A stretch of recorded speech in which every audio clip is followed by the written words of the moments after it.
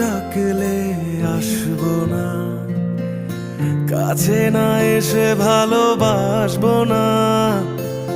দূরত্ব কি ভালোবাসা বাড়ায়, নাকি চলে যাওয়ার বাহানা বানায়?